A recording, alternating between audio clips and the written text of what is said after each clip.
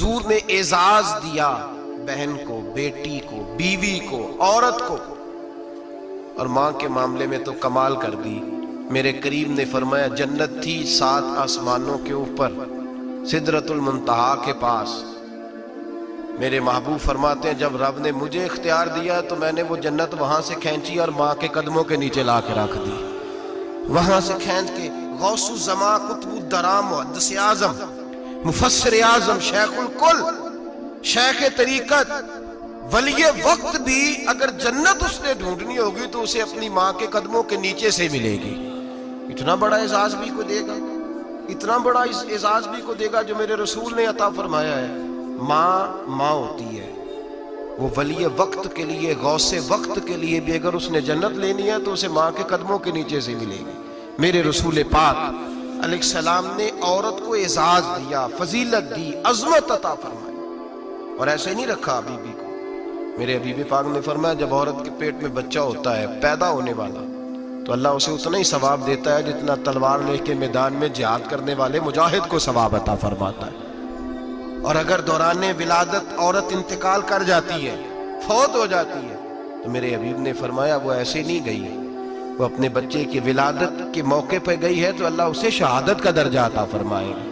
हर मौके पर बीबियां हाजिर खिदमत हुई।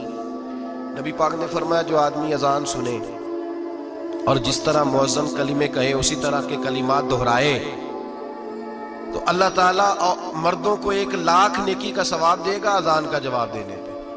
बीबियां आ गई, कहने लगी हुजूर ये तो मर्दों का सवाब है, तो हम तो पीछे रह गई। मेरे हबीब ने फरमाया घरों के अंदर रहना, अजान का जवाब देना, मर्दों को 1 लाख नेकी मिलेगी। तुम्हारे नबी का वादा है तुम्हें 2 लाख नेकियां अता फरमाई जाएंगी, तुम्हें डबल सवाब मिलेगा। शर्त क्या है? घरों के कुरान मजीद सूरह अहज़ाब आयत नंबर 33 अल्लाह फरमाते हैं वकरना फी बुयूतिकुन्ना, ऐ मेरे महबूब की अज़वाज, ये हुजूर की अज़वाज के वसीले से सारी औरतों को पैगाम मिला। कहा ऐ बीबियों अपने घरों के अंदर ठहरी रहो। कहाँ रहो? घरों के। बीबियों को धोखा दिया जाता है। मेरी माएँ बहनें बेटियां बच्चियां समझती नहीं बात को, धोखा दिया जाता है। कहते हैं लो मौलवी दिकियानूस हो गया है, ये सूफी दिकियानूस है, ये कहता है बीबी घर के अंदर कैद होके रहे। पर्दा तो कैद का नाम है, वो घर के अंदर कैद। बीबी सिर्फ माँ बन सकती है, वो वजीर मुमलिकत नहीं बन सकती। और सिर्फ देखो ना वो अमेरिका से नारा लग रहा है कि बीबी सिर्फ बीवी बन सकती है, वो वजीर नहीं बन सकती। बीबी सिर्फ बहन बन सकती है, वो सदर नहीं बन सकती। पूरी अमेरिका की तारीख निकाल के मुझे बतलाओ आज तक कितनी बीबियों को सदर बनाया उन्होंने, बतलाओ कितनी बीबियों को सदर। क्या तमाशा है, धोखा दिया औरत को, और औरत उस धोखे में उनकी पता नहीं आई कि नहीं हमारी आ गई है। औरत वजीर नहीं बन सकती। बताओ इस वक्त जो अमेरिका की काबीना है उसमें कितनी औरतें वजीर हैं? इस वक्त जो लंदन की काबीना उसकी टोनी ब्लेयर वजीर आजम गुजरा है बरतानिया का, उसकी बीवी की सगी बहन कलमा पड़ गई, सगी बहन कलमा पड़ गई। उससे बीवियों ने पूछा तू कलमा पढ़ क्यों कलमा पड़ गई है, क्या चीज पसंद आई है तुझे इस्लाम में? तो कहने लगी जो पर्दा मुसलमानों के नबी ने अपनी मानने वाली औरतों को दिया है वो पर्दा बता गया है कि अगर औरत की कोई इज्जत है तो बीबी फातिमा के बताए हुए पर्दे में है। ये हाल मौके पे जिंदा मौजूद है औरत। उसने 2 जिल्दों में किताब लिखी है पर्दे की अहमियत, 2 जिल्दों में। हमारे यहाँ मुसीबत बनी हुई है, औरत उनके चक्कर में आ गई है। वो तो तुम्हें धोखा दे रहे हैं, वो तो तुम्हें तबाह कर रहे हैं। वो बीबी जो घर में बैठी थी तो मैंने कहा कि वक्त का वली गौस को तब उसको हुक्म था कि जा जाके माँ के पैरों में बैठ, वहां तुझे जन्नत मिलेगी। वो बेटी जो बाप थका मांदा घर से बाहर आया था और मेहनत की कमाई कमा के लाया था, उसको हुक्म था कि पहला लुकमा बेटी के मुंह में देना, बहन के मुंह में देना। और वो खावा जिसको हुक्म दिया गया था कि तू बाहर से थक के आया है, चूर होके आया है, अगर घर में तेरी बीवी फिर भी कोई रवैया गलत करे तो मदीने के हबीब ने कितना नरमी दी बीवियों के हक में। फरमाया ये औरत टेढ़ी लकड़ी है, इसे अल्लाह ने अकल ही थोड़ी दी होती है, अगर कभी बिगड़ जाए तो तू नरमी का मुजाहरा कर, टेढ़ी के साथ ही गुजारा कर, अल्लाह तुझे अजर अज़ीम अता फरमाएगा। मेरे हबीब ने किस कदर औरतों को अहमियत दी, कितनी फजीलत दी, कितने उनके बारे में नरमी रखी। और औरत को कहा जाता है तू बाहर निकल, बाहर आ, देख तेरे लिए क्या। कॉलेज में पढ़ता था,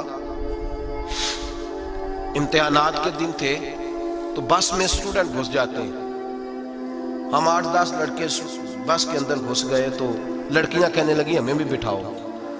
वो जो कंडक्टर था बस का उसने कहा कि बेटी बहन लड़के आ गए हैं तो तुम इस तरह करो, तुम ना जाओ, तुम पिछली बस में आ जाना। लड़कियां जोर जोर से बोलने लगी, कहने लगी हमारे बराबर के हुकूक हैं, लड़के बिठाए हैं तो हमें भी बिठाओ, हुकूक जो बराबर के हमें भी बिठाओ। अब वो मजबूर हो गया, पीछे हट गया। वो 8-10 लड़कियां भी चढ़ आई। लड़के सीटों में बैठे हुए तो कहने लगे उठो, शर्म नहीं आती, लेडीज को इज्जत दो, जगह दो। तो एक नौजवान बीच में से बोला, कहने लगा तुम्हारे बराबर के हुकूक है, हम खड़े होके जा सकती हैं, तुम नहीं जा सकती। बराबर के हुकूक है तो जबर भी बराबर का बर्दाश्त करो।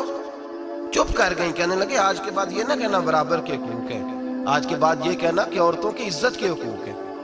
बराबर के हुकूक मांगने में इसकी कमजोरी है। इज्जत के हुकूक, बैंक में बीबियां बिल जमा कराने आती हैं तो उन्हें इज्जत का हक मिलता है, इज्जत का। वो क्लर्क साहब जो पता नहीं किस तरह किसी से बोलते हैं, वो भी बीबियों का बिल पहले जमा करते हैं। बस के अंदर भी बीबी को इज्जत मिलती है। एक समझदार आदमी, बुजुर्ग आदमी, पढ़ा लिखा आदमी बैठा है बस में तो बीबी चढ़ी है तो इज्जत का हक है। उठ गया, कहने लगा अपा जी बहन जी आप यहाँ आ जाए। बीबी इज्जत का हक मांगेगी तो बचेगी, बराबर का हक मांगेगी तो ठीक है, लाइन में लग जाए, जहां सारे खड़े हैं वो भी खड़ी रहे। अगर बस में मर्द खड़ा है तो औरत भी खड़ी रहे।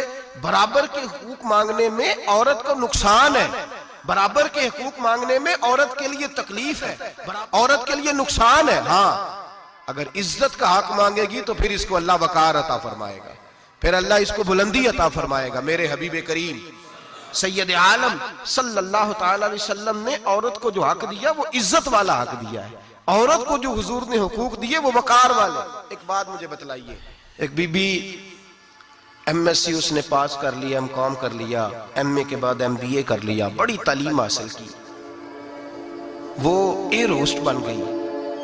यूं समझ लें 1 लाख रुपया महीना उसकी तनख्वाह है।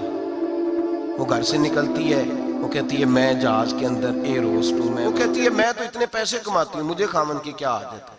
अब 2 औरतें हो गई। एक बीबी घर में रहती है, उसका खामन थका रहा है, उसका बेटा स्कूल से आया है, खामन काम से आया है, छोटा बेटा इंतजार कर रहा था कि सारे आएंगे तो खाना खाएंगे। अब वो खामन आया तो उसने आते का मुंह हाथ धोले में खाना चुनती हूँ, दस्तरखान बिछाया, उसने खाना रखा है। उसका बेटा भी खाना खा रहा है, उसका भाई भी खाना खा रहा है, उसका शौहर भी खाना खा रहा है, वो उनको खाना खिला रही है। अब किसी मौके पर उसका बेटा बोलता है, कहता अम्मा फलां चीज भी चाहिए। अम्मा डांट देती, कहती चुप कर, मिल जाएगी। खामन कहता है फलां चीज क्यों नहीं पकी? तो कहती है जनाब क्या बताऊं आपको, गैस ही नहीं है सुबह की। कभी वो कहती है आप चले जाते हैं, आपको ये तो फिक्र ही नहीं होती कि फलां मसाला कोई नहीं था। खामन उसकी बात सुन रहा है। उधर वो एयर होस्ट है, वो भी खाना बांट रही है, अपनी मर्जी का लिबास नहीं पहन सकती। उसको जब ट्रेनिंग दी जाती है तो उसको कहा जाता है कि तूने माज़अल्लाह चुस्त लिबास पहनना है, मेकअप तूने करके रखना है, और कोई बदतमीज तरीन लड़का तेरे साथ बदतमीजी भी करे तो तूने जवाब में बोलना नहीं, जी जी करना है, इसलिए कि हमारी एयरलाइन का नुकसान नहीं होना चाहिए। अब लड़के उसको बुला रहे हैं, फप्तियां कस रहे हैं। वो कहती है मैं बड़ी सियानी हूं, लाख रुपया कमाती हूँ, मुझे क्या जरूरत है। ईमानदारी से दिल पे हाथ रख के बताना, वो बीबी जो घर में खाना तकसीम करती है उसकी इज्जत ज्यादा है, या जो जहाज के अंदर खाना तकसीम कर रही है उसकी इज्जत ज्यादा है। ये अपने दिल से बीबी कह रही है मैं लाख कमाती हूँ, ये तो खामद मुझे 10 रुपए देते हुए 100 दफा बातें करता है। तुझे पैसे तो तेरी जेब में उस तरह नहीं आ रहे, लेकिन जो इज्जत तुझे घर में नसीब हो रही है, जो इज्जत तुझे घर में नसीब हो रही है। किसी बुजुर्ग से किसी ने कहा था कि जनाब दुनिया में रोटी खाने का मजा कब आता है? तो उन्होंने कहा रोटी खाने का मजा तब ही आता है जब अम्मा तंदूर पे रोटियां लगा रही होती है। अम्मा तंदूर पे रोटियां लगा रही होती है और बड़े बड़े बादशाह भिखारी बन के खड़े होते हैं, अम्मा एक गरम गरम रोटी देना। वो लुत्फ है, वो जायका है। मेरे भाई, औरत जब तक घर की 4 दीवारी के अंदर रहती है वो महफूज रहती है, वो बावकार रहती है। और जब वो कहती है नहीं नहीं मैं बराबर निकलूंगी, मैं कमाऊंगी, आप देख ले ट्रेनिंग दी जाती है औरतों को होटलों के अंदर। पाकिस्तान में, पंजाब में, हमारे देहाती माहौल में अब होटलों के ऊपर वेटर का काम औरतें करने लगी हैं। औरतें बैठती हैं, काम करती हैं, उनको हुक्म होता है, सुबह ट्रेनिंग होती है कि कोई आदमी जितनी भी बदतमीजी करे तुमने बोलना नहीं। ओ खुदा के बंदो, ओ मेरी माओ बहनों बेटियों, ये तुम्हारी इज्जत नहीं, ये तुम्हें रुसवा किया जा रहा है, ये तुम्हें जलील किया जा रहा है। साबन का इश्तिहार है और तस्वीर बीबी की शैम्पू का इश्तिहार है, तस्वीर बीबी की, सीमेंट बेचा जा रहा है और तस्वीर बीबी की तौहीन होती है तुम्हारी सुबह शाम, और तुम इसे अपनी इज्जत समझती हो, तुम इसे अपना वकार समझती हो। इज्जत क्या है? आमिना के लाल, हजरत आयशा के सरदार, सैयदा फातिमा ज़हरा के बाबा, मेरे हबीब करीम सैयद आलम सल्लल्लाहु अलैहि वसल्लम से हजरत फातिमा ने कहा, या रसूल अल्लाह, जो बीबी अल्लाह के करीब होना चाहे, जो रब का कुर्ब पाना चाहे, जो अल्लाह की वलिया बनना चाहे, मुझे कोई नुस्खा बता दे, मैं औरतों को बताऊं। तो मेरे हबीब ने फरमाया, जो बीबी जितना घर के अंदर रहेगी, जितना घर के अंदर रहेगी, जितना घर के अंदर रहेगी, उतना ही वो अपने रब के करीब होती जाएगी।